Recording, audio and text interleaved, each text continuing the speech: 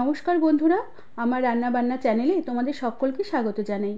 আজ আমি বানাবো খুবই কম সময়ে একদম ঝটপট তৈরি করা যাবে ফুলকপি সয়াবিন দিয়ে দুর্দান্ত স্বাদের একটি নিরামিষ পোলাওয়ের রেসিপিটি তোমাদের সম্পূর্ণ দেখার অনুরোধ রইল। আর দেখে ভালো লাগলে একটি লাইক, শেয়ার আর সাবস্ক্রাইব করে দেওয়ার অনুরোধ রইল। তার সাথে যারা আমার ফেসবুক পেজ থেকে দেখছো তাদেরও পেজটিকে ফলো করে দিয়ে ভিডিওটি লাইক শেয়ার করে দেওয়ার অনুরোধ রইল। প্রথমে এখানে আমি ফুলকপি আর আলু কেটে নিয়েছি। ফুলকপি একটু বড় বড় করে কেটে নিয়েছি, আর ফুলকপির যে ডাঁটার যে যে মোটা আঁশ থাকে সেই আঁশটাকে বেশ ভালো করে ছাড়িয়ে নিয়েছি।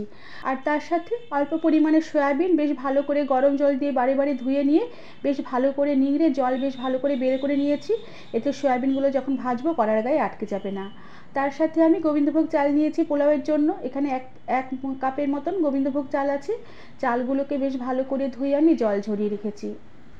এরপর আমি রান্নাটা শুরু করব। প্রথমে আমি ফুলকপি আর আলুগুলোকে একটু ভেজে নেব। এর জন্য কড়াতে পরিমাণ মতন তেল বেশ ভালো করে গরম করে নিয়ে তেলে দিয়ে দিলাম অল্প করে একটু হলুদ গুঁড়ো আর অল্প একটু নুন। এবার নুন হলুদ তেলের মধ্যে বেশ ভালো করে একটু মিশিয়ে নিয়ে এবার প্রথমে কেটে রাখা ফুলকপিগুলোকে আমি তেলে দিয়ে দিলাম। এবার ফুলকপিগুলোকে তেলের মধ্যে বেশ ভালো করে নেড়ে চেড়ে নেব। নুন হলুদ তেলে দেওয়ার জন্য ফুলকপিগুলো বেশ হালকা হালকা লাল হয়ে ভাজা হয়ে আসবে। এবার ফুলকপিগুলোকে বেশ ভালো করে নেড়েচেড়ে কিছুক্ষণ একটু নেড়েচেড়ে ভেজে নেবার পরে আমি যে আলু কেটে রেখেছিলাম আলুগুলোকে এই কড়াতে দিয়ে দিলাম। এবার আলু ফুলকপি তেলের মধ্যে বেশ ভালো করে একসাথে নেড়েচেড়ে হালকা লাল করে ভেজে নেব।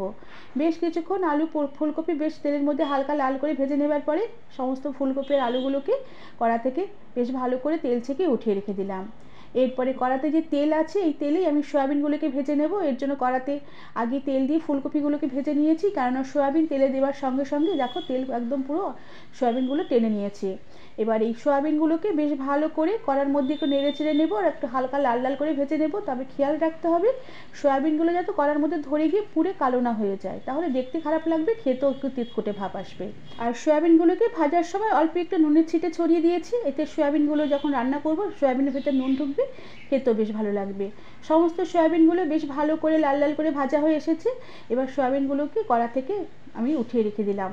এরপরে এই কড়াতেই আমি আবারও সামান্য পরিমাণে তেল দিয়ে দিলাম, আর এই তেলের মধ্যে অল্প একটু ঘি দিয়ে দিলাম। এতে যে পোলাও রান্না করব পোলাওতে একটু ঘিয়ের গন্ধ থাকবে, খেতে বেশ ভালো লাগবে, তবে ঘি খুব বেশি আমি দেবো না। এবার এই ঘিটা তেলের মধ্যে একটু গলে গেলে আমি গোটা গরম মশলা ফোড়ন দিয়ে দিলাম। এখানে আছে তেজপাতা, শুকনো লঙ্কা, গোটা এলাচ, লবঙ্গ, দারচিনি আর একটু গোলমরিচ, আর আছে খানিকটা গোটা জিরে। ফোড়ন হয়ে এলে আমি খানিকটা আদা, কাঁচা লঙ্কা বাটা এই তেলে দিয়ে দিলাম। সাথে একটা চেরা কাঁচা লঙ্কা দিয়ে একটু নেড়ে চেড়ে নিয়ে আমি খানিকটা অল্প পরিমাণে একটু জল দিয়ে দিলাম। এরপরে আমি কয়েকটা গুঁড়ো মশলা মেশাবো। এর মধ্যে দিয়ে দিলাম সামান্য পরিমাণে ধনের গুঁড়ো, সামান্য জিরের গুঁড়ো, সামান্য লঙ্কার গুঁড়ো, আর তার সাথে আছে পরিমাণ মতো নুন, আর তার সাথে পরিমাণ মতন হলুদ গুঁড়ো, সাথে একটু শাহি গরম মশলার গুঁড়ো দিয়ে সমস্ত মশলাগুলোকে বেশ ভালো করে নেড়েচেড়ে কষিয়ে নেব। যতক্ষণ না যে মশলায় জল দিয়েছি জলটা শুকিয়ে আসবে, মশলা থেকে বেশ ভালোভাবে তেল সেপারেট হয়ে আসবে।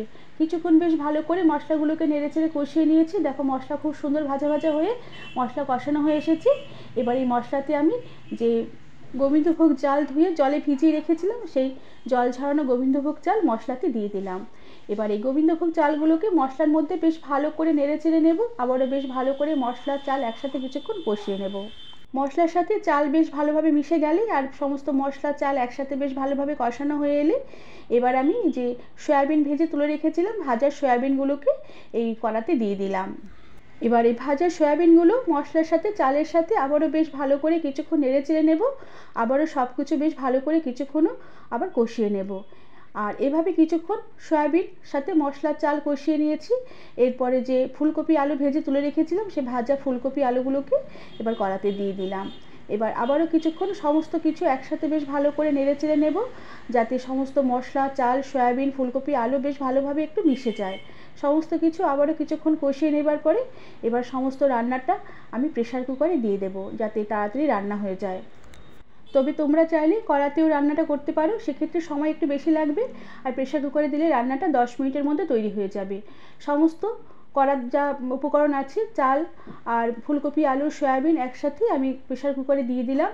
আর এরপরে আমি যে 1 কাপ চাল দিয়েছি সাথে আমি ওই 2 কাপে জল দিয়েছিলাম। যেই কাপ মেপে চাল নিতে হবে সেই কাপের ডবল জল দিতে হবে।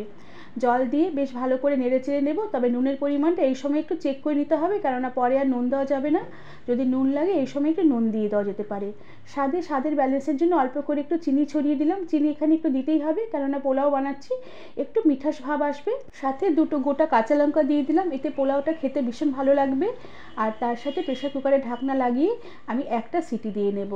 একটা সিটি আসার পরে আমি গ্যাস বন্ধ করে দেব। আর এরপরে কুকার একদম ঠান্ডা হয়ে যাওয়ার পরে কুকারে ঢাকনা খুলব। এই প্রসেসে আমি সম্পূর্ণ রান্নাটা করব, এতে পোলাও একদম ঝরঝরে হয়ে যাবে। চালও খুব ভালোভাবে সেদ্ধ হয়ে যাবে, ফুলকপি আলু সেদ্ধ হয়ে যাবে, অথচ কিছু গলবে না, একদম গোটা গোটা থাকবে। তবে পোলাওটা এখন একটু যেহেতু গরম গরম আছে, একটু ভেজা ভেজা একটু আঠালো ভাব আছে। একদম ঠান্ডা হয়ে গেলে পোলাও একদম ঝরঝরে হয়ে যাবে।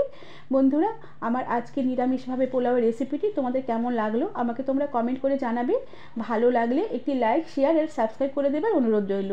তার সাথে পাশে থাকা বেল আইকনটা প্রেস করে দেবে, যাতে আমার সব নতুন ভিডিও নোটিফিকেশন সবার আগে তোমাদের কাছে পৌঁছে যাবে। আজ তাহলে আসি, পরে আবার একটি অন্য কোনো নতুন রেসিপির সাথে দেখা হবে। ধন্যবাদ বন্ধুরা।